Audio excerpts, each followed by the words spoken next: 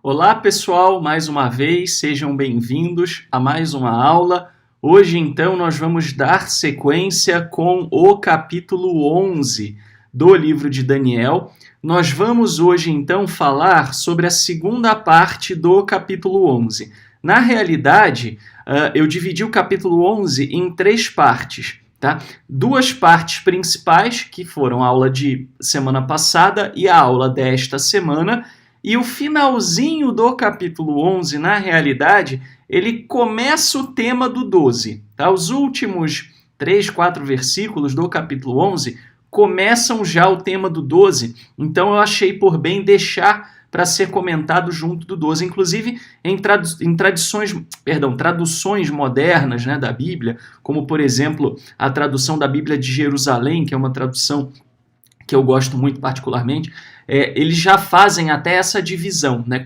trazendo os versículos finais de Daniel já como uma introdução do novo assunto que se segue pelo 12. Tá? Mas para que a gente possa entender o livro de Daniel, a gente precisa de um panorama histórico. Na aula passada eu apresentei para vocês quase 400 anos aí de história, né? Resumidinho. Tá? E a gente parou na história de Antíoco Epifânio. Né? Nós fomos até o momento do assassinato do seu irmão. Tá? E a gente justamente vai começar esta aula de hoje a partir disso. Tá? Então, antes da gente entrar na leitura, para que a gente possa compreender bem, nós vamos dar sequência, tá? E vamos falar um pouco da cronologia do reinado de Antíoco IV Epifânio, tá? Para que a gente, ao fazer isso, possa localizar bem o que cada trechinho do livro de Daniel, desse capítulo 11, está dizendo. Tá? Nós também vamos fazer uma pequena cronologia dos eventos da rebelião, né, que ficou conhecida como a Revolta dos Macabeus, tá? Que também trazem elementos históricos importantes que precisam ser entendidos para que o livro de Daniel possa ser entendido adequadamente. Tá? Então vamos começar aqui com o reinado de Antíoco IV Epifânio. Então, relembrando, tá? Nós tivemos a situação, né, do irmão, né, de Antíoco, né, do Seleuco, ele enviar Heliodoro para o templo de Jerusalém. Né? Se vocês se recordarem bem, nós tínhamos o sumo sacerdote Onias III. Era um sumo sacerdote muito bem querido, era um sumo sacerdote amado pelo povo, respeitado pelas autoridades, mas ele tinha um certo antagonismo, né, com um cidadão chamado Simão, que era prefeito do templo, né, na época. Ele era o gestor do templo. E ele, então, faz uma fofoca mentirosa de que o templo estaria abrigando muito mais do que ofertas para sacrifícios, etc., mas sim que tinha riquezas indizíveis. E aí o que aconteceu? O Seleuco foi lá, né, e mandou confiscar esse tesouro. Né? E aí deu uma confusão danada, porque o Heliodoro chegou, né, ele mandou o Heliodoro não tinha só essa missão, né, ele saiu para várias missões aí a mando do Seleuco, e ele vai até o templo de Jerusalém, né, e ele tenta pilhar o templo de Jerusalém. E ele é até impedido por um milagre. Na volta, no que ele retorna, né, das suas peregrinações, o que aconteceu? Ele muito provavelmente, ao longo das suas peregrinações, ele tentou costurar alianças políticas. E aí, no que ele voltou, ele assassinou o Seleuco. Né? Ele assassinou, né, o que seria o imperador, né, de direito do Império Seleucida, tá? E aí ele assume o trono. Não por muito tempo. Né? Por quê? O que aconteceu? O Antíoco IV, que não era o primeiro na linha sucessória, tá? Mas ele, que ele faz? Ele, então, diante do assassinato do seu irmão, ele vai e se insurge contra o Heliodoro. E muito rapidamente ele derrota o Heliodoro, né, provavelmente com o apoio que ele tinha, e ele então se torna imperador, né, dos Seleucidas. E ele era um cara extremamente orgulhoso. Tá? Então ele procura restabelecer a glória, né? Ele queria restabelecer a glória do Império Seleucida, né? E ele, inclusive, não era um cara lá muito humilde, né? Ele se autodeclara Derro Epifanes, né? Deus manifesto, né? Então Antíoco IV, a manifestação, né? Ele achava que ele era a manifestação de um Deus, ele era uma divindade, ele tinha essa opinião, né, que não era lá muito humilde a respeito dele próprio. Tá? O que aconteceu?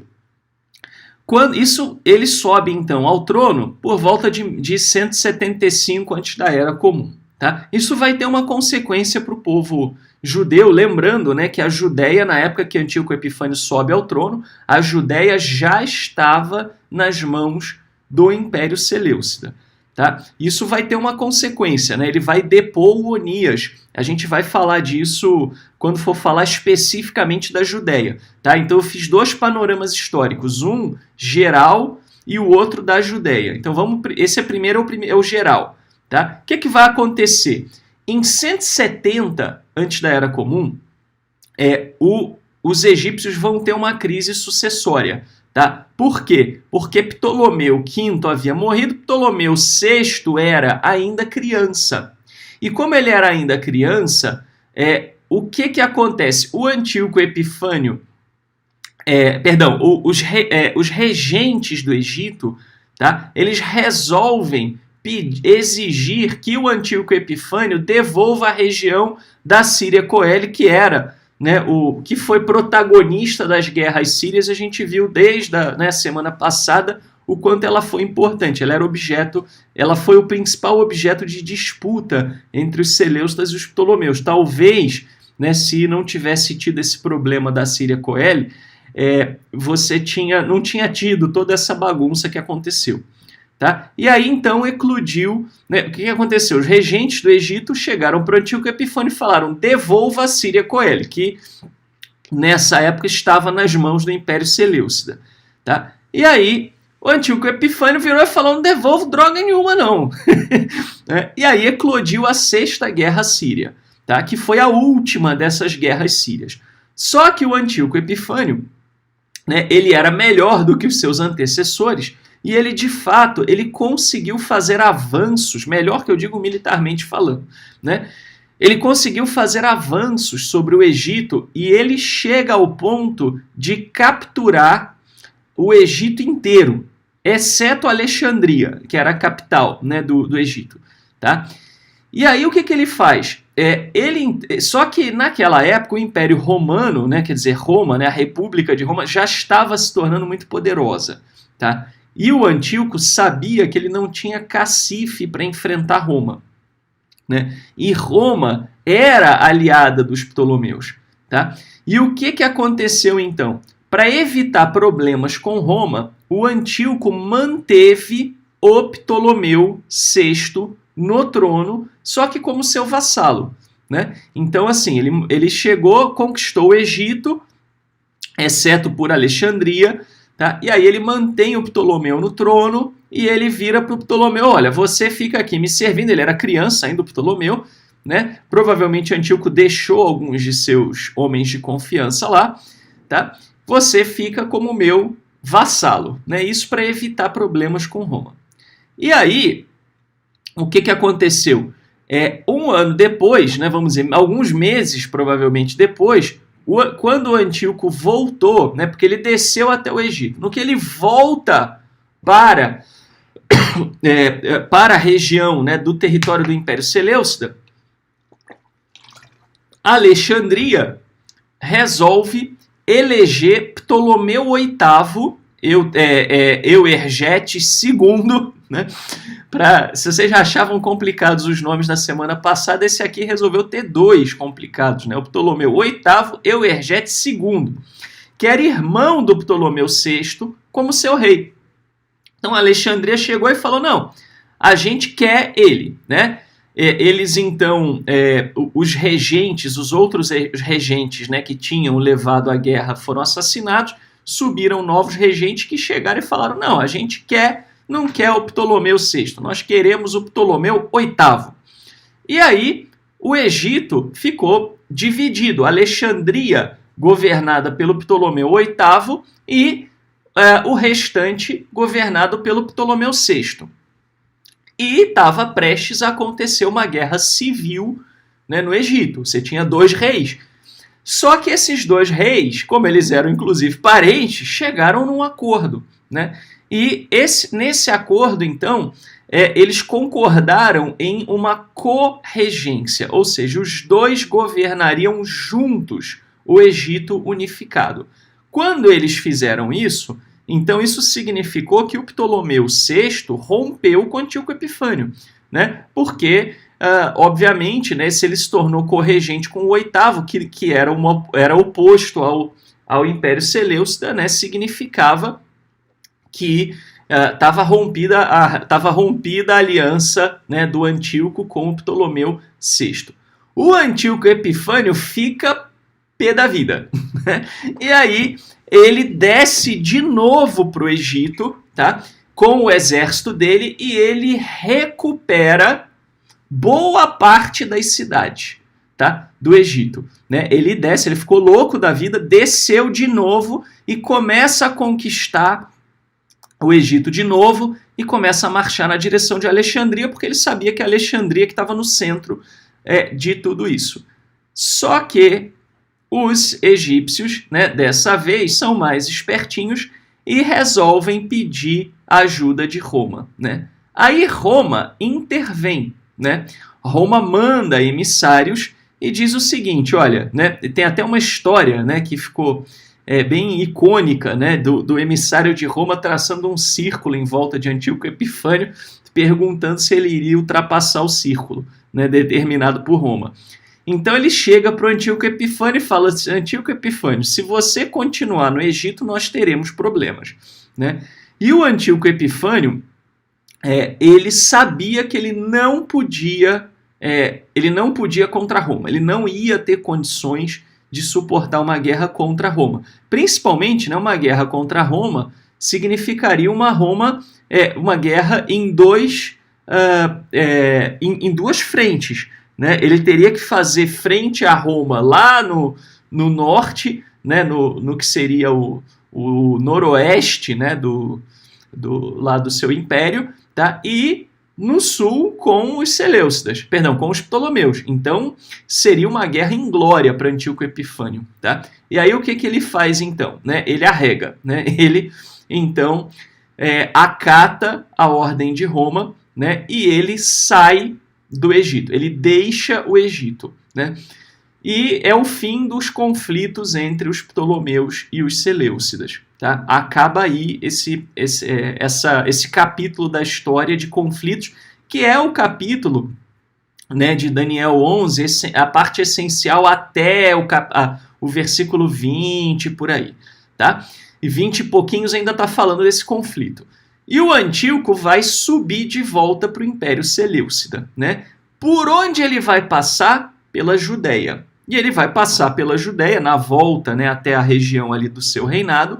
Ele vai passar de mau humor, né? Não muito feliz. Ele tinha acabado de sofrer uma humilhação muito grande. Né? Roma mandou e ele obedeceu. Não foi nenhuma coisa honrosa, né? Perdeu uma batalha. Não. Roma chegou e falou, cai fora. E ele botou o rabinho entre as pernas e caiu fora. Tá? Então, é nessas condições que o Antíoco Epifânio vai marchar de volta para casa, passando pela Judéia. Agora vamos olhar o panorama histórico da Judéia propriamente dita. O que vai acontecer? Olha a confusão. Vamos voltar um pouco no tempo, tá? Para antes do Antíoco Epifânio. Tá? Vamos voltar para 178, né? Para a época do Seleuco IV, né? O irmão do Antíoco Epifânio. Tá? Então, para a gente recordar, o Seleuco IV tinha enviado Heliodoro para coletar o tesouro do Templo de Jerusalém, acusando o sacerdote Onias III de ocultar tesouros. Tá? Muito bem, isso a gente viu na semana passada, e a gente viu que o Onias, que não houve, né, essa coleta, né, que inclusive houve um milagre, segundo, né, o que relata segundo a Macabeus. houve um milagre que impediu isso de acontecer, tá?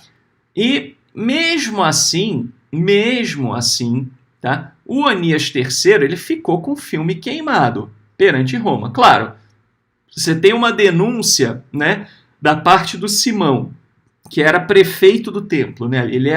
Ele governava administrativamente o templo, né? Você tem uma denúncia de que o sumo sacerdote estava escondendo a cocada, né? Isso não pegou bem, né, para o Império Seleucida. Mesmo ele chegando lá e vendo que não tinha cocada nenhuma, né? Assim, ficou aquele mal-estar, né? Será que ele escondeu? Será que ele tirou o tesouro de lá e colocou em outro lugar? Então, Onias III perdeu a confiança do Império Seleucida, tá? Isso já em 178, né?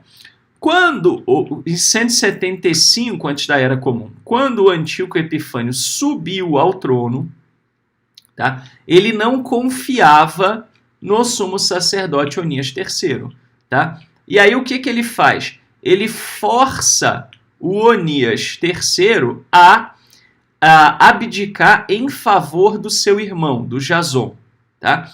que era já mais helenizado do que o Onias III. Então o Jason ele era mais favorável à cultura grega, tá? Como o Antíoco Epifânio não gostava muito do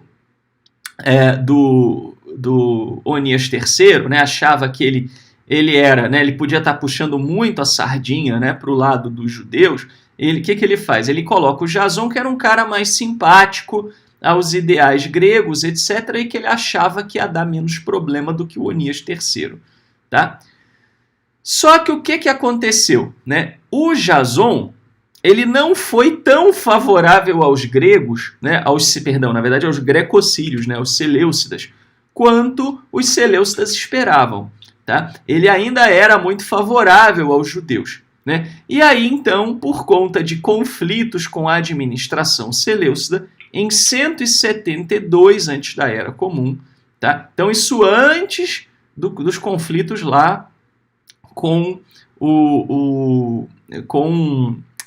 os Ptolomeus, tá? Ainda nos 5 primeiros anos de Antíoco Epifânio IV, tá? Então, o que aconteceu? O Jason, como ele ainda era muito favorável aos judeus, ele foi deposto. E aí o Antíoco Epifânio começou a cavar a própria cova. Por quê? Ele apontou como sumo sacerdote Menelau, que era irmão do Simão, né? Por quê? Como estava dando problema ainda o Jason com o Simão, né, e sua família e seus apoiadores, o Antíoco pensou, a solução vai ser apontar alguém que o Simão e seus apoiadores gostem, né? Então, vou apontar o Menelau, né? E apontou lá o Menelau, que era irmão do Simão, como sumo sacerdote. Só que o Menelau era da tribo de Benjamim. Não era um levita, não era, né, um descendente de Arão. E ele fica como sumo sacerdote. E isso, por si só, já era motivo para muita confusão. Afinal de contas, a lei judaica dizia, né, que para ser sacerdote no templo tinha que ser da tribo de Levi, mais especificamente da casa de Arão.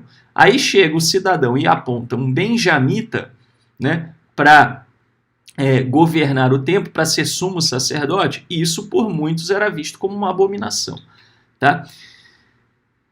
Pior ainda, o que aconteceu? Menelau, ele começa a remover os tesouros do templo, né, os objetos sagrados caros, né, e começa a mandar para os seleucidas para ganhar o favor, né, para manter o favor aos olhos dos seleucidas. Tá? Então, se havia essa preocupação de que o templo tinha tesouros, então o Menelau queria, né, se certificar de que os seleucidas estavam felizes e começou a mandar o tesouro do templo lá para os seleucidas.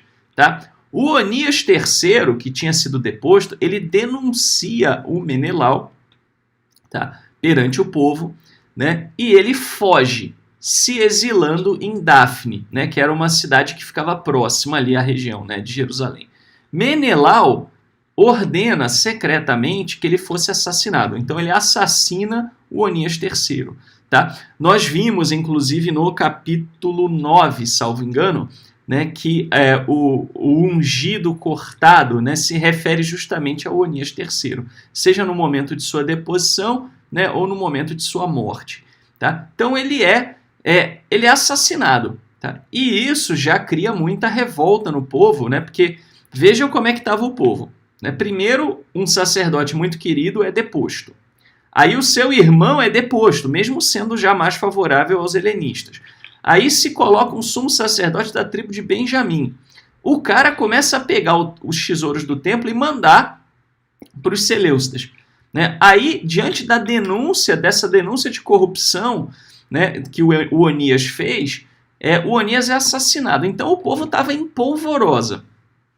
Aí o que aconteceu? Olha só o que vai rolar. Em 170 antes da Era Comum, quando rolou esses conflitos entre os Ptolomeus e os Seleucidas, tá? E o Antíoco Epifânio tinha descido para o Egito, tá? Rolou um boato de que o Antíoco Epifânio tinha morrido num desses conflitos. Tá? E aí, como rolou esse boato, tá? E era o Antíoco Epifânio, que era simpático ao Menelau, que tinha deposto, né, primeiro o Onias III, depois o Jason, e que era assim, né, tinha posto o Menelau. O que aconteceu? O Jason, então, diante disso, ele reuniu 1.000 soldados e fez um ataque surpresa a Jerusalém, tá? Forçando Menelau a fugir. E o Jason se declara regente de Jerusalém. Então ele volta a ser sumo sacerdote, o Jason, né, com essa força de 1.000 homens, né, que ele toma Jerusalém. Não sabemos se 1.000 é literal ou é uma ordem de grandeza, enfim. Mas ele toma Jerusalém, né, ele volta a ser sumo sacerdote e passa a gerir Jerusalém. Ele não declara independência quanto aos seleucidas, tá? Mas ele então se impõe no governo. O que vai acontecer? O Antíoco Epifânio, voltando do Egito, né, da sua derrota do Egito, ele já não estava nada feliz com o que rolou no Egito. Né? Ele não era tão preocupado assim com a Judéia. Tá? A Judéia não era tão importante assim nesse aspecto para os seleucidas. Porém, diante dessa revolta, dessa insurgência, né, o Antíoco já enfraquecido, né, por conta de todas essas confusões e situações que tinham acontecido. Então ele preocupado, né, até com como ele seria visto. Tá? Ele muito irado, né, com a sua derrota no Egito, tá? Ele sobe a Jerusalém, derrota Jason e os seus seguidores e coloca Menelau de novo como sumo sacerdote.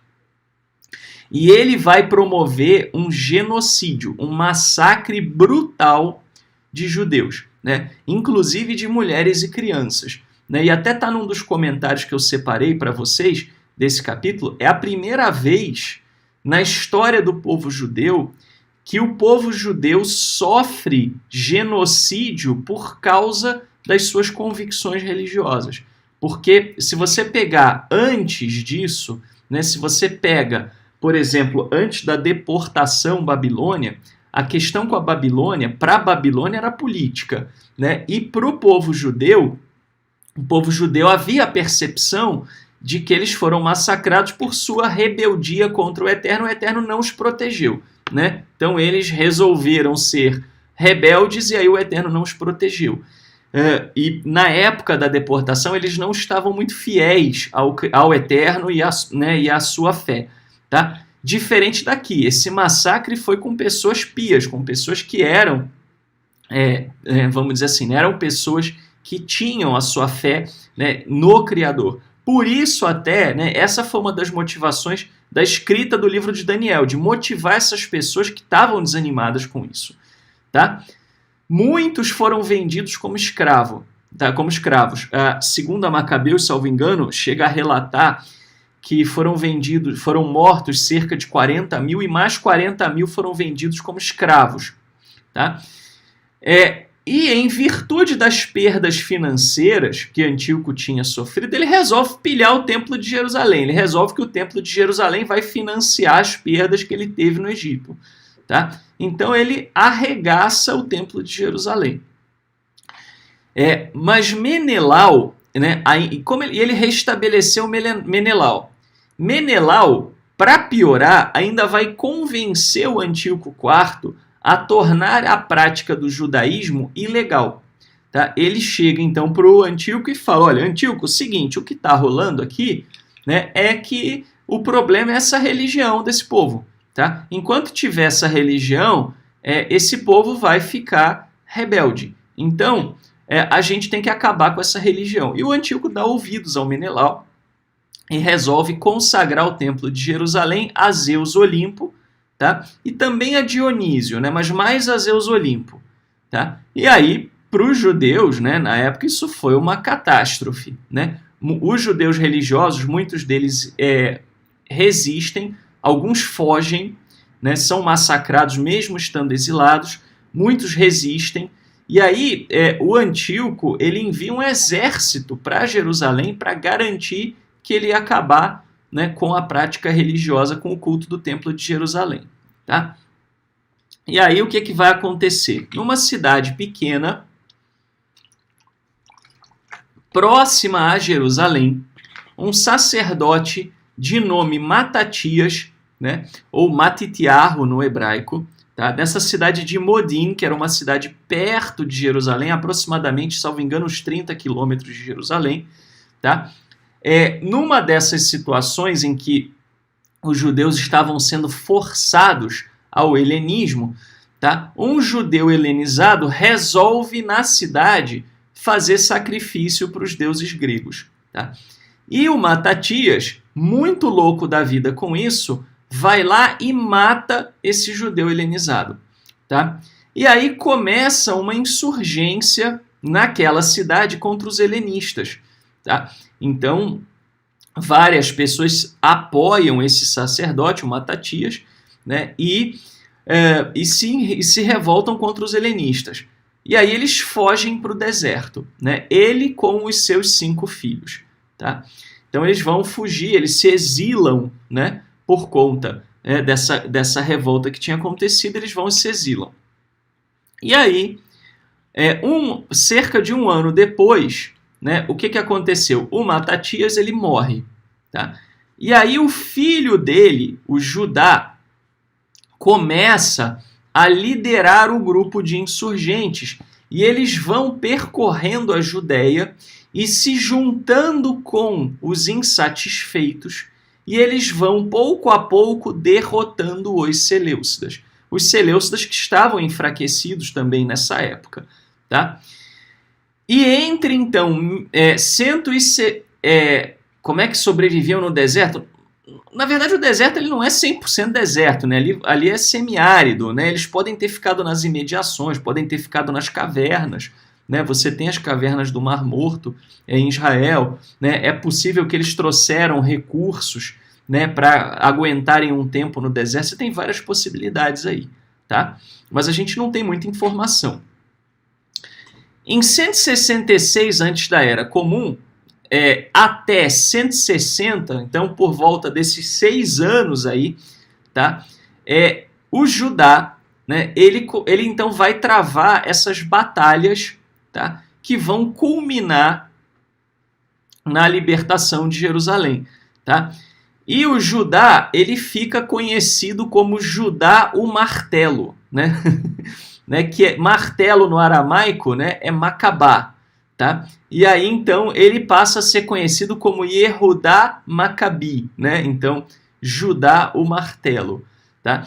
Depois você tem alguns textos posteriores, né, que fazem referência àquela frase, né, que diz Mi kamocha ba'elim Adonai, né? Então, quem é como tu, eterno dentre os poderosos, né? Quem é como tu, né? Mi kamocha, né? Ou mi chamocha, né? Ba'elim, nos poderosos, né? No meio dos poderosos, eterno, né? Adonai. Então, se você pegar as primeiras letras, né, dessa frase, forma a palavra Macabi. Então você tem também gente que atribui Macabi a isso. Mas isso é mais provável que seja uma interpretação posterior, né, que na realidade a interpretação principal seja a de que, né, dele ser chamado de Judá o martelo, né, porque ele estava descendo, né, o sarrafo nos Seleucidas. Tá? E foi nessa época, tá, que Daniel foi escrito. Então Daniel ele vai relatar até isso, mas ele não vai entrar na vitória dos macabeus. Tá? O livro de Daniel ele vai falar no livramento. O autor de Daniel, né, ou os autores, né, porque Daniel é uma coletânea, né, na verdade, de histórias, mas o autor, principalmente aqui do capítulo 11, né, ele acreditava que Israel seria liberto, mas ele não, vamos dizer, não tinha as informações históricas do que ia acontecer. Então, diferente, né, de até esse trecho, que ele dá muito detalhe do que ia acontecer, ele vai, mais para frente, só profetizar uma vitória e ponto. E ele achava até, né, que essa vitória viria com o reino da paz, né, com uma restauração de Israel e um reinado de paz duradouro. Tá? Ele esperava que o Antíoco fosse derrotado. E o livro de Daniel foi escrito, então, para motivar esse pessoal. Né? O pessoal que tinha se mantido fiel acreditava que o Eterno iria livrá-los e, de repente, sofre uma derrota, tá? Acachapante. Na época que o livro de Daniel foi escrito, os macabeus estavam começando, tá? Mas não tinham ainda conseguido, né, vamos dizer assim, essas vitórias mais significativas diante dos Seleucidas. Tá? Então, com isso, essa introdução, vamos ler então aqui alguns trechos do livro de Daniel, do capítulo 11. Tá? Então, começando pelo 21. Em seu lugar, né, ou seja, no lugar de quem? De Seleuco IV, né, que tinha sido assassinado. Levantar-se-á um miserável. Né? Vocês podem ver que os judeus não gostavam muito do antigo Epifânio IV. A quem não se dariam as honras da realeza. Né? Ou seja, o Antíoco ele não era para ser rei. Né? Ele foi rei por causa dessas circunstâncias. Mas ele se insinuará sorrateiramente e à força de intrigas apossar-se-á do reino. Né? Ele teve que costurar apoio, teve que, né, e buscar um apoio dos outros para poder se levantar como rei quando o Heliodoro assassinou Seleuco IV e se colocou sobre o reino. Tá? As forças de guerra serão dispersadas diante dele e até aniquiladas. Ou seja, né, eles teriam muito sucesso militar, que foi o que aconteceu, que a gente viu. O mesmo sucedendo a um príncipe da aliança. Quem era o príncipe da aliança? Né? Era Onias III. Né? Então, Onias III ele foi deposto, né, em favor de Jason, num primeiro momento. A despeito de pactos firmados, né, ele agirá com perfídia. O que aconteceu? Quando ele colocou o Jason, ele prometeu paz para os judeus. Tá? Ele tirou o Onias, colocou o Jason, mas ele prometeu que ele ia deixar todo mundo tranquilo. Tá? E não foi o que aconteceu. Daí a ideia da quebra do pacto, né, da questão dos 3 anos e meio, que a gente viu em Daniel 9. Tá? Irá crescendo e fortificando-se, embora com poucos partidários. Tá? Ou seja, né, ele começa a ganhar também simpatizantes até na região da Judéia. Sorrateiramente penetrará nas regiões mais férteis da província e fará o que não haviam feito seus pais, nem os pais de seus pais. Distribuirá despojos, lucros e riquezas entre os seus, maquinando planos contra as cidades fortificadas. Mas isto até certo tempo. Tem uma pergunta aqui, Onias III foi em que ano? Que ele foi deposto foi em 175 antes da Era Comum, que ele foi deposto. Tá? E aí ele foi, 3 anos depois, o seu irmão é deposto, e aí o Menelau manda assassinar ele quando ele denuncia que o Menelau estava mandando, né, o tesouro do templo para os Seleucidas. Tá? Mas então aqui o Antíoco Epifânio, ele usa muito de tática de suborno, né? A gente vê isso aqui sendo acusado, ele é acusado disso no livro de Daniel, né? E tramando planos contra as cidades fortificadas. O Antíoco Epifânio foi um grande expansionista, né? Nós vemos. Bom, então falando desse começo, tá? De Antíoco Epifânio, inclusive aqui, né, quando fala, né, da questão do distribuir despojos, lucros e riquezas, né, vai ter um comentário também aqui da Jewish Study Bible interessante. Tá? Então vamos lá. Antíoco Epifânio, 175 a 164, então Antíoco Epifânio reinou 9 anos. Sucede Seleuco IV. Sob seu governo, o príncipe da aliança é assassinado, né, que foi Onias III. Antíoco IV era notoriamente extravagante com sacrifícios. Né? Então ele fazia sacrifícios assim em profusão, ele era um cara extravagante. Né? Ele era dado a luxos, honrarias e distribuir isso também para os seus aliados e comandados. Tá? E aí o Oxford Bible Commentary, ele fala o seguinte, que, perdão, aqui não é 9, tá, pessoal? Aqui houve os assuntos são parecidos com o Daniel 9, acho que eu me atrapalhei, tá? Mas aqui é 11, não é 9.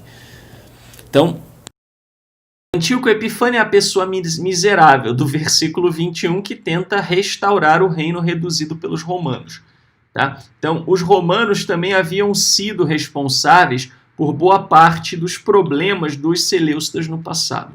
Tá? Inclusive, já insinuando avanços nessa direção. Os versículos 23 e 24 falam sobre os pactos e tramóias de Antíoco, que sorrateiramente vai conquistando o território dos Ptolomeus, bem como estabelecendo seus pactos de maneira a assegurar a sua sobrevivência política. Pode também ser alusão ao pacto feito com os judeus no princípio de seu reinado, de que viveriam harmoniosamente. Então, o Antíoco não era o cara muito de cumprir seus pactos. Né? Ele saiu prometendo paz para todo mundo, inclusive para os Ptolomeus, né, e para o povo judeu, e não cumpriu nada disso. Bom, vamos seguir então. Dirigirá então sua força e o seu coração contra o rei do sul com um grande exército. Então ele marchou contra, né, os Ptolomeus. O rei do sul, por sua vez, entrará na guerra com um exército extremamente grande e poderoso, mas não poderá resistir porque se urdirão conjurações contra ele. Né? Então, assim, eles consideram que o Ptolomeu VI foi, entre aspas, traído pelos seus maus regentes. Né? E ele não consegue, ele perde a guerra. Né? Então, Ptolomeu VI, né, na verdade, os regentes de Ptolomeu VI perdem a guerra, mesmo os Ptolomeus sendo fortes, eles não conseguem resistir ao Antíoco Epifânio. Os que comem a sua mesa o arruinarão. Né? Então, está falando dos seus regentes. Né? Seu exército será destroçado e muitos cairão mortalmente feridos. Né? Foi o que aconteceu. Ambos esses reis, com o coração voltado para o mal, falarão mentirosamente à mesma mesa. Tá? Pergunta da Patrícia. Então, o livro de Daniel foi escrito depois dos fatos ocorridos? Então, Patrícia, para contextualizar quando que o livro de Daniel foi escrito, né, você precisa acompanhar também as primeiras aulas. Tá? O livro de Daniel ele foi escrito, né, pelo menos a sua forma final. Tá? O Daniel é uma coletânea de histórias. Né? Até os apócrifos de Daniel, né, que estão na Septuaginta, também são mais histórias adicionadas. Daniel não é um livro único, né, vamos dizer assim. Ele, como livro de provérbios, você tem vários pedacinhos, né, que foram juntados. Então, é uma coletânea de histórias. Tá? Pelo menos essa parte final do livro de Daniel, que entra já na questão, né, dos impérios, etc., essa parte ela foi escrita na época em que estava começando a revolta dos Macabeus. Tá? A gente sabe porque tem alusão aos fatos que levaram à revolta dos Macabeus em muito detalhe. Né? Daniel 11, ele detalha muito o que estava rolando, né, na geopolítica mundial. E aí chega na época dos Macabeus, dali para frente ele não fala mais quase nada. Né? Tá? A elite judaica tinha relações políticas com os seleucidas? Certamente.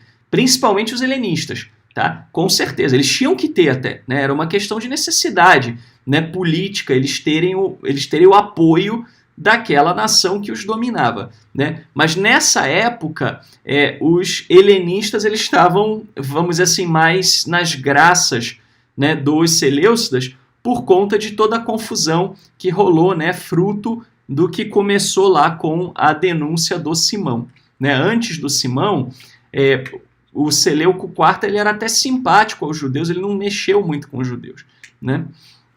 Que foi o primeiro governante, né, que dominou, né, a região da Judéia no Império Seleucida, né? Os Seleucidas não dominaram a Judéia por muito tempo, né? Eles começaram a dominar lá com o Seleuco e terminaram com antes do Seleuco, eu já não lembro mais, mas está na cronologia da aula passada, é só resgatar, que é tanta coisa, né? Mas foi muito pouco tempo, tá? Assim, foram poucos anos, né, em que a Judéia esteve dominada sob o Império Seleucida. Então vamos lá, o 27. Ambos esses reis com o coração voltado para o mal falarão mentirosamente à mesa, tá? A mesma mesa. O que isso significa? Tanto o Antíoco Epifânio, num primeiro momento, né, ele promete paz para os egípcios, tá? E ele não vai cumprir isso, né? Como também o Ptolomeu VI não vai cumprir, né, a parte de ficar sujeito ao Antíoco Epifânio, porque a hora que o Antíoco Epifânio saiu de lá, ele fez aliança com Alexandria, né? E aí que se estabeleceu a corregência entre ele e o Ptolomeu VIII, que era seu irmão, né? Então os dois mentiram, né? O que mais rolava ali era mentira e um querendo comer o outro e aliança que não foi cumprida, tá? Mas nada conseguirão, porque ainda há um prazo antes do tempo marcado, tá? Então tanto ele, né, quanto na verdade o Império, tanto os Ptolomeus quanto os Seleucidas, na verdade acabaram ficando sob o poderio romano, né? Roma é que botou fim, que falou, acabou essa palhaçada, né? Não foi uma vitória de um ou uma vitória de outro, tá? Muito bem. Então, né, os comentários aqui, né, foi o que eu já falei. Os que comem à mesa do rei do sul são os regentes que conduziram o Egito enquanto Ptolomeu VI ainda era criança. Suas provocações aos Seleucidas custaram a própria independência do Egito, né? Então, assim, se não fosse a arrogância deles, né, desses regentes, né, e do desejo deles de recuperar a Síria Coele, que nessa época estava sob o domínio dos Seleucidas, nada disso teria acontecido, né? Então, assim, o autor de Daniel considera, né, que num primeiro momento, vamos dizer, o Ptolomeu VI foi traído por maus regentes, né, por maus governantes, maus conselheiros. Posteriormente, outros regentes apoiariam seu irmão Ptolomeu VIII ao trono, quase criando uma guerra civil no Egito. Então também a traição pode ser isso, né? Pode ser uma referência a isso daí. De um jeito ou de outro, Ptolomeu VI se ferrou bonito, né? Por um tempo, Antíoco IV deteve o controle de Ptolomeu VI, razão pela qual ambos os reis aparecem falando enganosamente. Eles entrariam novamente em conflito depois que Ptolomeu VI fizesse aliança com seu irmão Ptolomeu VIII. Tá? Então eles comiam a mesma mesa, né? Eles eram aliados. Ambos, né, fizeram as suas juras de fidelidade, etc, etc, e ambos se traíram, né? O Ptolomeu VI porque deu uma banana para o Antíoco Epifânio e o Antíoco Epifânio porque desceu com tudo para cair de pau em cima do Ptolomeu VI. Tá? Muito bem. Vamos então avançar aqui no nosso capítulo 11. Ele voltará para o seu país com grandes riquezas. Tá? Então, isso falando do Antíoco Epifânio IV, né? Num primeiro momento. Tendo no coração más intenções contra a aliança sagrada, ele as realizará e então retornará à sua terra. Tá? Então, assim, o Antíoco Epifânio, né, quando ele sobe, ele já, vamos dizer assim, já não está muito favorável, né, ao povo judeu, né, e já estava ali, né, você já tinha tido a deposição, inclusive, de Jason, né, você já tinha tido Menelau, né, você já tinha tido uma série de elementos, né, que por fim culminaram no massacre, né, e na guerra, de fato. Tá? No tempo fixado, voltará em campanha contra o sul, mas o fim não será como o começo. Né? Porque no começo da sua campanha contra o Egito, ele foi bem sucedido, tanto na primeira incursão quanto na segunda. Né? Ele volta para o Egito, né, quando Ptolomeu declara, né, independência, né, vamos dizer assim, não sei se chegou a declarar explicitamente, né, mas quando ele se torna independente, né, então Antíoco fica pé da vida e desce e começa a conquistar cidades, né, no Egito. E ele começa a conquistar cidades e ele tinha tudo para vencer, mas o fim não foi como o começo. Por quê? Pois os navios dos Quitim, né, os Quitim, tá, na Bíblia, normalmente é uma referência, nesse ponto, é uma referência ao Império Romano. Tá? As ilhas dos Quitim, né, eram as ilhas mediterrâneas, né, da região ali do Mediterrâneo. E nessa época, tá, já havia uma, vamos dizer assim, isso já tinha se tornado uma referência a Roma. Primeiro a República de Roma, depois ao Império Romano. Tá? Você vai ver em profusão, né, referências a Roma, né, como os Quitim, nos manuscritos do Mar Morto. O livro de Daniel não fala sobre Roma. Assim, a única menção que se tem em Daniel sobre Roma é aqui, dizendo que a Roma fez ele perder a coragem. Né? Então, os navios dos Quitim, quer dizer, os emissários de Roma que foram até Antíoco, quando ele estava no Egito ainda, né, virão contra ele, tirando-lhe a coragem. Chegaram e falaram: Antíoco, né, você vai fazer isso mesmo? Né? O bicho vai pegar. E ele arregou, né? Ele, ok, não vou fazer isso, vou voltar, né? Se enfiou o rabinho entre as pernas e voltou. Por isso, ao voltar, ele enfurecer-se-á contra a aliança sagrada e, de novo, agirá de acordo com os que abandonam a aliança sagrada.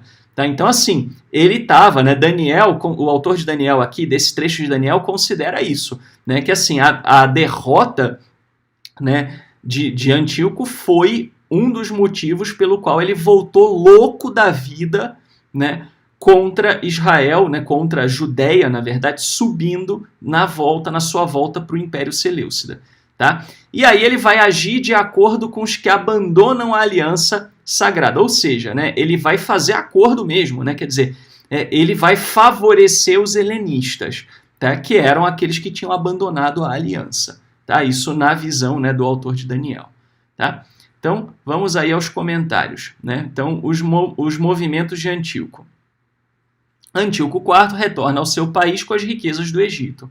As más intenções se referem ao seu relacionamento com Menelau, sumo sacerdote por ele imposto, que continuaria a pilhar o templo e helenizar o judaísmo.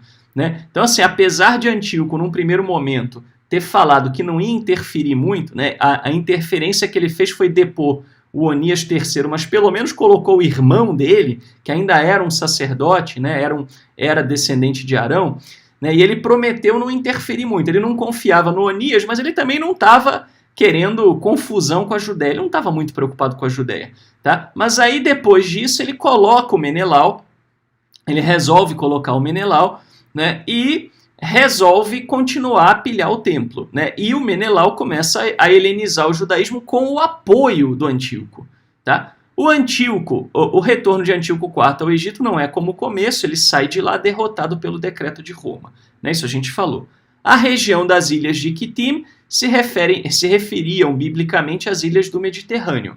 Com o passar do tempo, já à época do Segundo Templo, o termo passou a ser aplicado mais especificamente ao Império Romano, conforme pode ser visto nos manuscritos do Mar Morto.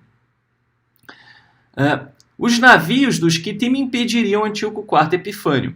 De fato, Roma pôs fim às suas aspirações no Egito. Enfurecido, passando em seu regresso pela Judéia, Antíoco IV Epifânio promoveria um massacre de judeus religiosos e imporia a cultura helenista, tentando pôr fim à prática da lei mosaica. Isso ele tentou fazer como recomendação do Menelau. Ele ainda pilharia o templo.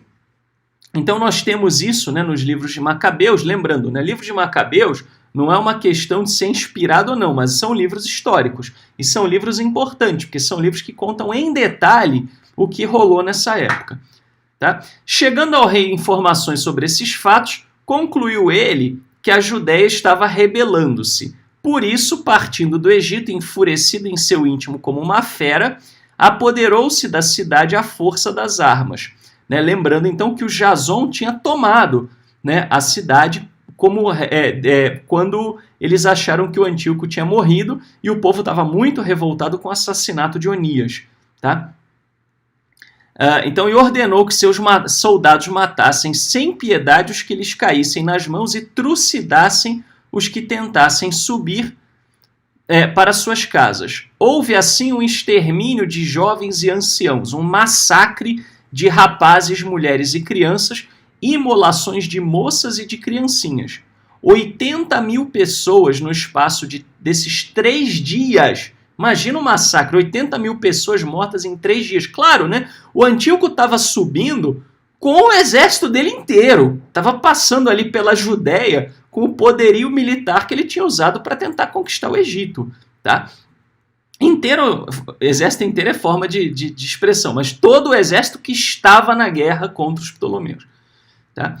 Então, 80.000 pessoas no espaço desses 3 dias foram vitimadas, 40.000 aos golpes recebidos e não menos que os trucidados, os que foram vendidos como escravos. Nós não sabemos se esse número de macabeus é literal, porque na cultura semita os números eles também expressavam ideias.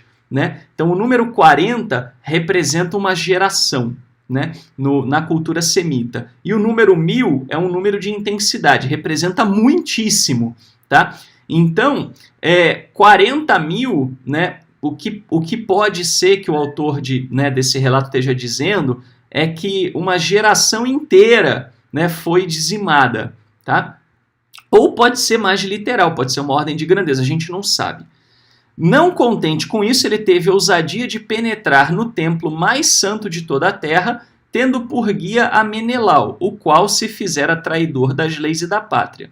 Com as suas mãos imundas tocou nos vasos sagrados, e as oferendas dos outros reis ali depositadas para incremento, glória e honra do lugar, arrebatou-as com as suas mãos profanas. Antíoco subia até as alturas em seu pensamento, não percebendo que era por causa dos pecados dos habitantes da cidade que o Senhor estava irritado por um tempo, e que era por isso que se verificava essa indiferença para com o lugar. Portanto, se não tivesse acontecido estarem eles envolvidos em tantos pecados, também este homem, à maneira de Eliodoro, que fora enviado pelo rei Seleuco para inspeção da Câmara do Tesouro, ao dar o primeiro passo, teria sido imediatamente afastado da sua temeridade a golpes de açoite. O que aconteceu? O que o livro de Macabeus está falando? Se vocês forem lembrar, Eliodoro já tinha tentado fazer isso, não com o poderio de Antíoco. E não foi bem sucedido. Né? Aconteceu, pelo relato de 2 Macabeus, um milagre. Né? Com Antíoco não teve milagre. Né? O templo foi devassado. Por quê? Na visão do autor, como judeu, né, o autor atribuía isso à desobediência. Né? Como o povo estava muito helenizado e o templo estava sendo profanado, né, pelo Menelau e seus asseclas, então o autor de Macabeus ele entende que isso despertou a ira do Eterno e o Eterno abandonou o templo por causa disso. Tá? Muito bem. Vamos voltar para Daniel, capítulo 11 aqui, né, para a gente poder acompanhar o final dessa história. Tropas enviadas por ele virão profanar o santuário cidadela e abolirão o sacrifício perpétuo, ali introduzindo a abominação da desolação. Pessoal, abominação da desolação não é uma expressão fruto de polêmica, tá? Isso é dito no livro de Macabeus, isso é uma referência a quê? A uma referência à estátua de Zeus Olimpo que é colocada no templo. Essa é a abominação da desolação, tá? Que desola o templo mesmo, né? É uma abominação e desolou, acabou com o culto ao Criador, tá? E eles aboliram o sacrifício perpétuo, quer dizer, aboliram o culto ao Eterno como um todo, né? Quando voltaram. Os que transgridem a aliança, ele os perverterá com suas lisonjas. Então, assim, o Antíoco, né, ele prometeu paz e prosperidade para os helenistas.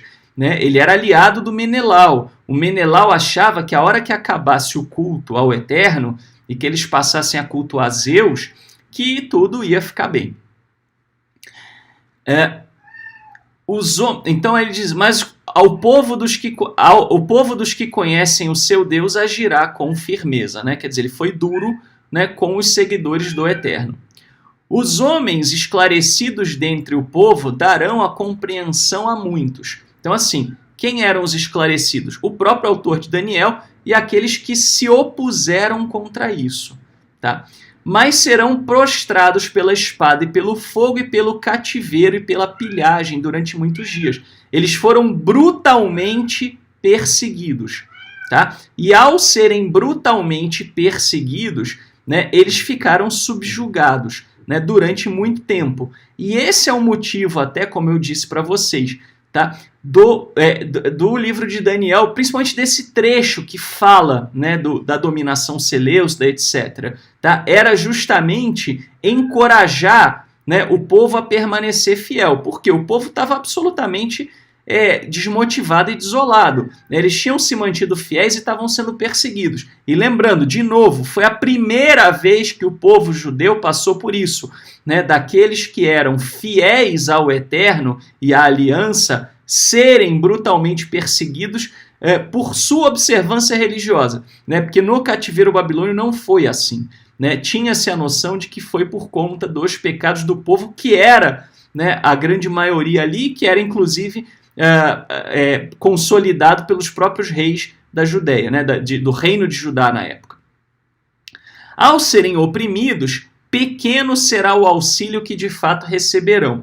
Tá? Então, assim, a revolta dos Macabeus deu algum apoio para eles, mas não muito, né? E esse não, o porquê que eles acham que não foi muito, isso vai ser objeto, né, de alguns comentários daqui a pouco.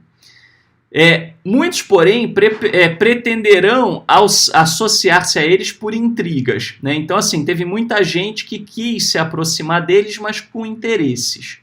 Esses homens esclarecidos, alguns serão prostrados, a fim de que entre eles haja os que sejam acrisolados, purificados e alvejados, até o tempo do fim, porque o tempo marcado ainda está por vir. Então, o autor de Daniel ele dá uma explicação para o martírio, né? Ele fala o seguinte, que esses homens estavam sendo depurados, que haveria um processo de purificação, de depuração, e que essa morte dos justos não será em vão.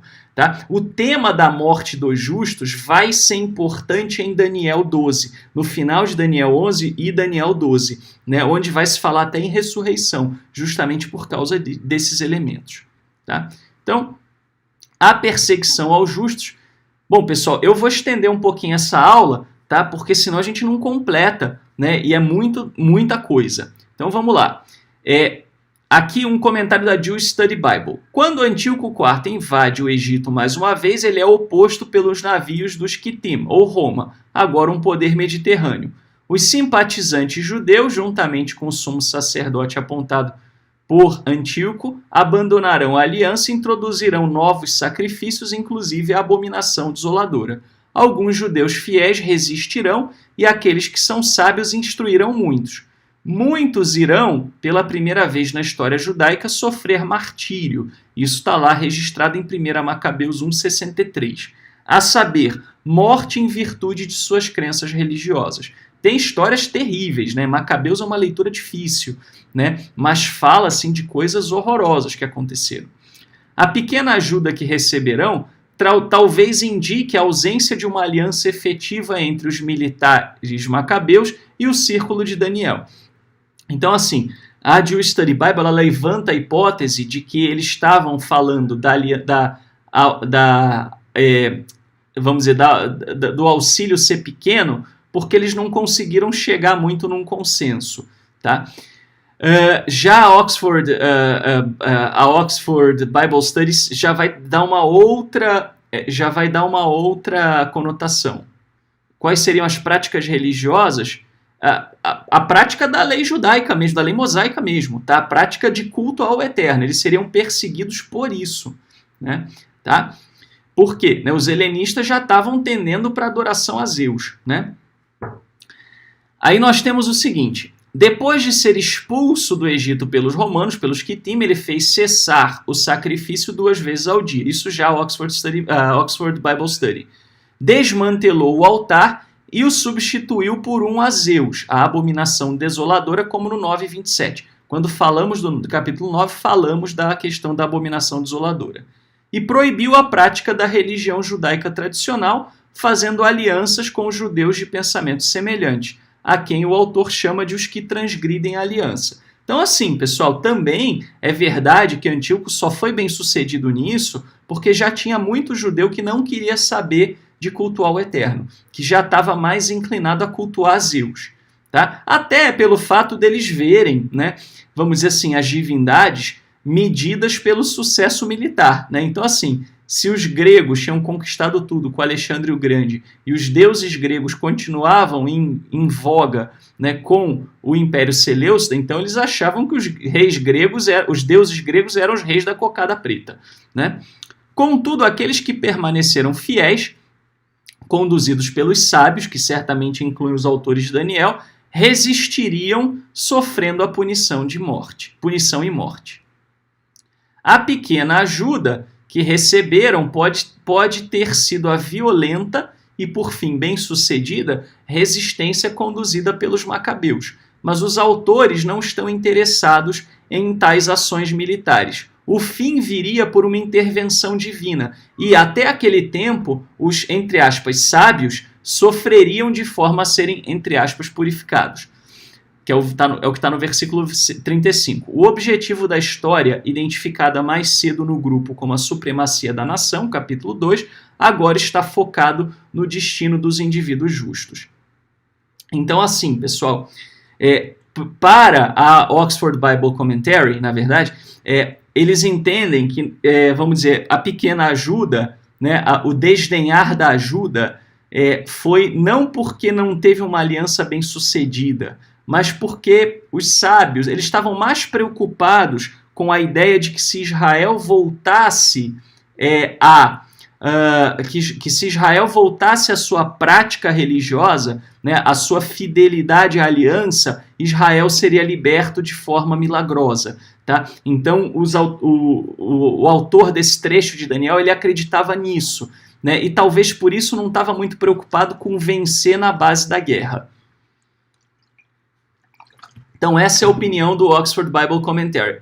Como a gente não tem como fazer uma entrevista, né, com os autores aqui para ter certeza de qual foi o motivo, as duas hipóteses são possíveis. Mas esse segundo parágrafo ele é muito importante, principalmente para vocês entenderem a transição de Daniel 11 para Daniel 12. Tá? Até Daniel 11, você tem uma preocupação com a nação da Judéia. Tá? Só que, com a nação do jeito que estava, o foco passa a ser o justo. E o justo nessa história toda? Né? E se isso demorar muito? E se isso levar muito tempo? E se a nação não quiser mais saber do Criador? O que vai acontecer com o justo? E isso vai ser foco justamente do capítulo 12, que vai falar até mesmo em ressurreição dos mortos. Tá? É importante se recordar do fato de que o autor ou autores de Daniel não chegou a vivenciar o fim da revolta dos macabeus e a expulsão dos seleucidas. Tá? Então isso é importante, vocês vão ver isso. Né? Ele vem assim num nível de detalhe milimétrico, né? Dando informações assim muito precisas sobre a história. E aí ele, num dado momento, vai parar, né? E vai falar, não, e aí vai ter vitória dos justos. Né? E ele não dá detalhe de como seria, né, essa vitória, etc. O que mostra que ele não vivenciou esse período.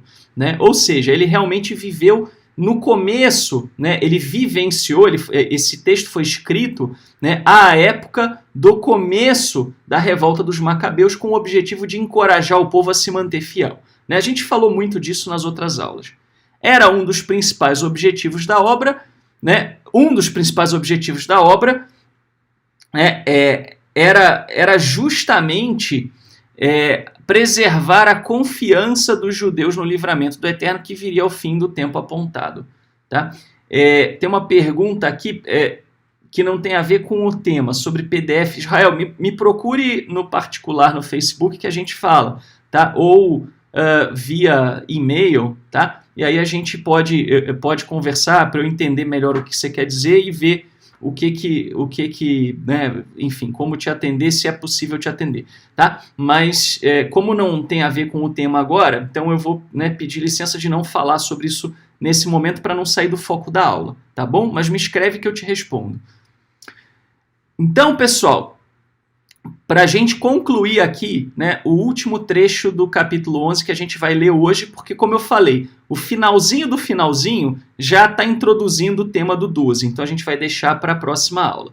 Tá? O rei agirá a seu bel prazer, exaltando-se e engrandecendo-se acima de todos os deuses.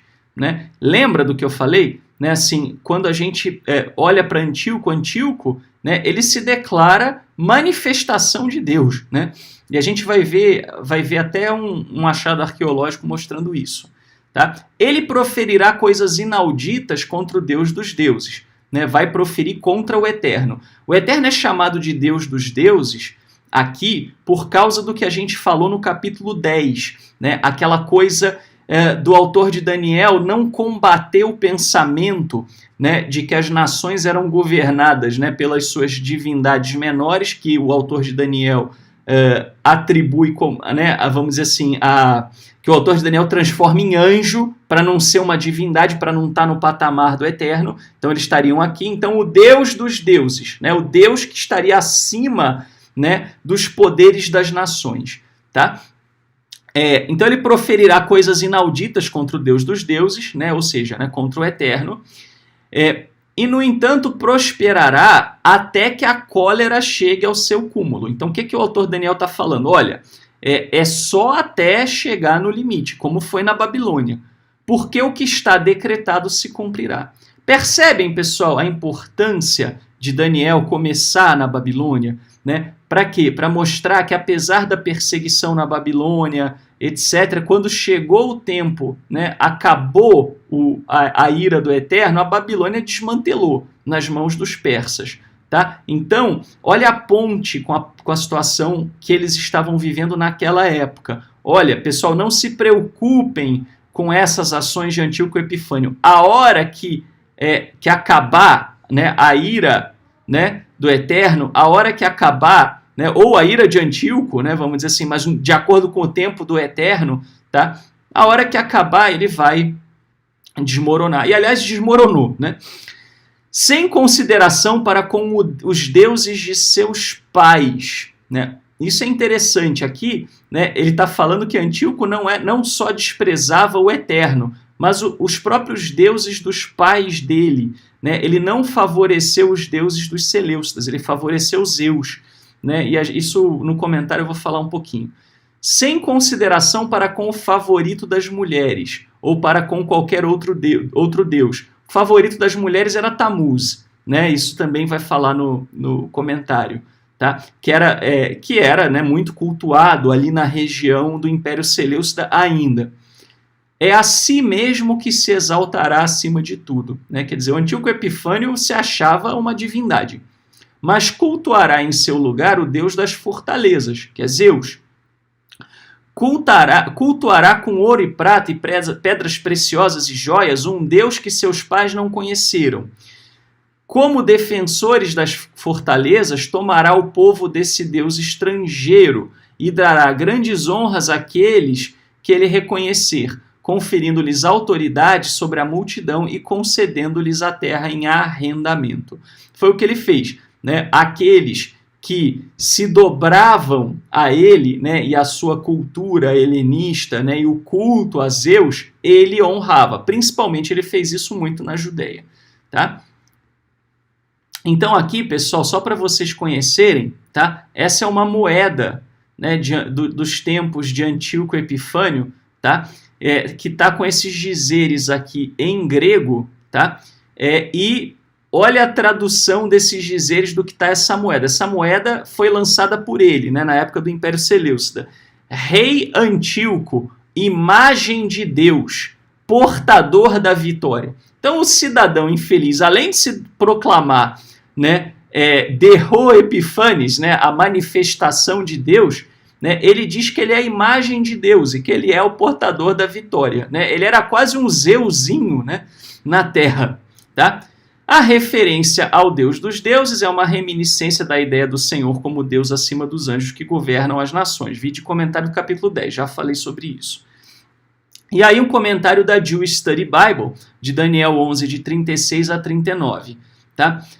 A ofensa de Antíoco IV não é só contra o Deus dos deuses, né? Não é só contra o Deus de Israel, mas também contra o seu próprio Deus ancestral e contra o favorito das mulheres, o Deus mesopotâmico Tamuz, né, que a gente pode ver que ele é favorito das mulheres lá em Ezequiel 8,14. Pensa-se que Antíoco elevou o culto de Zeus Olimpo acima de todos os outros deuses, mas os autores antigos o viam como adorador de muitas divindades e heróis divinos. O Antíoco atirava para todo lado, mas o favorito dele era Zeus Olimpo. Para o autor de Daniel, contudo, a instalação de Zeus Olimpo no santuário era estranho tanto para os judeus quanto para a dinastia Seleucida, que anteriormente favorecera Apolo como sua divindade padroeira. Então, assim, o que era bizarro era isso, né? Que assim, Antíoco nem estava favorecendo uma divindade que era a divindade principal dos Seleucidas, que era Apolo. Né? Não, ele consagra o templo para Zeus Olimpo. Né? Ou seja, ao fazer isso, ele está colocando, vamos dizer, uma outra divindade acima, não só do Eterno, como das próprias divindades da terra dele. Quer dizer, se ele estivesse glorificando o Deus ancestral dele, seria mais compreensível, né? Na opinião dos autores de Daniel. Não é que seria aceitável, óbvio que não seria aceitável, mas seria mais compreensível do que essa barbárie que o Antíoco Epifânio estava fazendo. Tá? E a arrogância dele era muito conhecida, né? Até na própria moeda, né? Nas próprias moedas dos Seleucidas que ele utilizava, né? Ele se autoglorificava como uma divindade. Tá? Então, pessoal, com isso a gente conclui a segunda parte do capítulo 11, tá? No material anterior eu não coloquei, tá? Eu acabei deixando para colocar nesse, até deveria ter colocado no outro, tá? Mas aqui nós temos a bibliografia, tá? Que eu utilizei para fazer a cronologia, tá? Quem quiser estudar melhor sobre isso, o Império Persa, né? Depois Alexandre o Grande, né? Os Ptolomeus, etc. Então está aqui a bibliografia, vocês podem acessar. Como eu falei, eu não encontrei nenhuma cronologia como eu fiz, assim, né, sequencial. Você tem que pesquisar muito para poder fazer isso. Deu um trabalho danado, né, mas para entender Daniel, isso ajuda, assim, muito, muito mesmo. Né? Afinal de contas, ele segue uma cronologia. O livro de Daniel, no capítulo 11, ele vai seguindo eventos históricos. E se você não conhecer esse apanhado geral dos eventos históricos, fica muito difícil de entender a mensagem do livro, principalmente o capítulo 11. Né? O que eu recebi de mensagem, né, de pessoas antes do estudo, falando, poxa, eu não entendo nada desse capítulo 11. Claro, né, se não conhecer o período da história antiga, não tem mesmo como fazer esses paralelos. Tá? Muito bem, lembrando até que o autor de Daniel, ele não queria dar muito nome aos bois, porque se ele desse muito nome aos bois, o que ia acontecer? Eles iam sacar o que estava rolando, né, naquela literatura e o livro provavelmente não conseguiria circular, que era o grande problema. Olha o que eles estavam vivendo, assassinato de sumo sacerdote, deposição, né, dos judeus não helenizados, perseguição dos judeus religiosos. Se circula um livro falando abertamente, tinha sido acabado, né, tinha sido destruído. Por isso o livro de Daniel, ele fala de maneira muito sutil, muitas vezes em código, né, como outras obras da época. Né? Uma obra interessantíssima que é escrita em código, mesmo não sendo canônica, eu sempre falo isso, é a obra de Judite, o livro de Judite, né? Que ele também foi todo escrito em código, né? Por conta disso, dessa época. É um livro que tem um objetivo parecido, né, com o livro de Daniel, né? Mas não entra nos pormenores que Daniel entra, né? Não é uma obra canônica para o cânone judaico, né? Mas é uma obra interessante para quem estuda essa época, né, desses conflitos aí da época do Segundo Templo, tá bom? Pessoal, muito obrigado pela presença de vocês. Lembrando, né, se vocês têm gostado, né, dessas aulas, tá? Não deixem de colaborar conosco para que a gente possa dar sequência, tá? Sem o apoio de vocês, não tem como a gente adquirir os livros, não tem como fazer a manutenção, né, do nosso parque tecnológico, não tem como disponibilizar horas, tirar horas do meu tempo para poder preparar todo esse material, né? Horas que eu preciso fechar o meu consultório, né, como psicanalista, né? Porque além de teólogo, sou psicanalista, né? Então, para que tudo isso possa ocorrer, eu preciso do apoio de vocês para a gente poder seguir, não só com o estudo de Daniel, mas fazer o estudo aprofundado de outros livros, num nível acadêmico, né? Num nível que nem sempre está disponível para as pessoas. As pessoas ficam ouvindo, né, achar que Daniel, né, fala do Bin Laden, Torre Gêmea, um monte de baboseira, né? Então, por favor, sejam generosos, né, também se vocês aprenderam aqui hoje, para que a gente possa dar sequência, tá bom? Que o Eterno abençoe a todos e até a próxima aula, se ele assim nos permitir, com o final do capítulo 11, já entrando no capítulo 12, para a gente poder concluir o livro de Daniel. Muito obrigado e até a próxima.